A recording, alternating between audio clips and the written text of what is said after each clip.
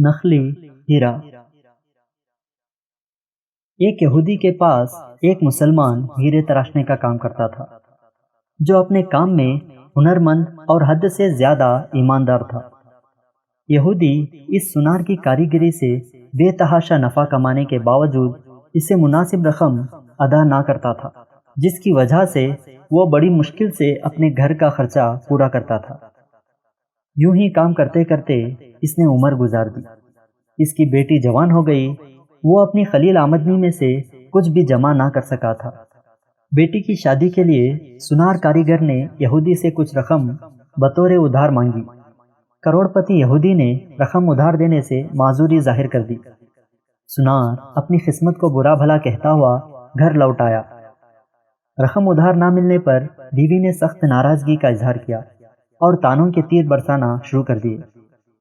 پریشان حال بیچارہ ساری رات سوچتا رہا، اب کیا ہوگا۔ دوسرے دن وہ دکان پر کام کے لیے نہ گیا۔ بعد میں یہودی سونار کے بلانے پر جب وہ دکان پر پہنچا تو اس کے ہاتھ میں ایک پوٹلی تھی، جو اس نے یہودی کے سامنے کھول کر رکھ دی۔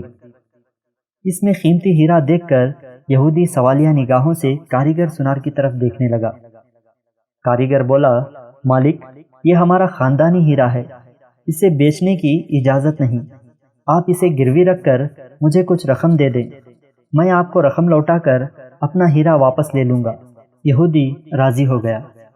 مسلمان کاریگر نے قرضے کی رقم سے بیٹی کی شادی کر دی۔ پھر دن رات کام کر کے قرضے کی رقم آہستہ آہستہ ادا کرنے لگ گیا۔ قرضے کی آخری قسط ادا کرنے کے بعد مسلمان کاریگر نے اپنے ہیرے کا مطالبہ کیا۔ یہودی نے وہ ہیرا لا کر اس کے سامنے رکھ دیا۔ ہیرا تراشنے والے کاریگر نے ہیرا لے کر پانی میں رکھ دیا۔ دیکھتے ہی دیکھتے ہیرا گھل کر ختم ہو گیا۔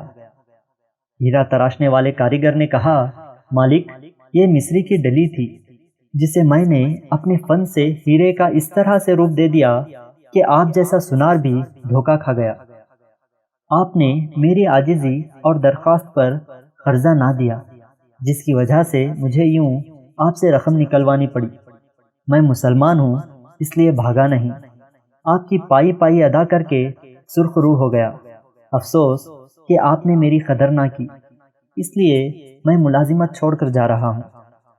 کاریگر یہودی کو پریشان چھوڑ کر چل دیا۔ سبق: مولانا جلال الدین رومی رحمۃ اللہ علیہ ہمیں اس واقعے کے ذریعے درس دے رہے ہیں کہ اللہ تعالیٰ کا حکم ہے کہ ضرورت مندوں کی ضروریات کو پورا کیا جائے۔ ایسا کرنے سے معاشرے سے برائیاں ختم ہو جاتی ہیں، اور جس کے پاس بھی کوئی ہنر ہو تو ہمیں اس ہنر سے فائدہ اٹھانے کے ساتھ ساتھ اس کی قدر بھی کرنی چاہیے۔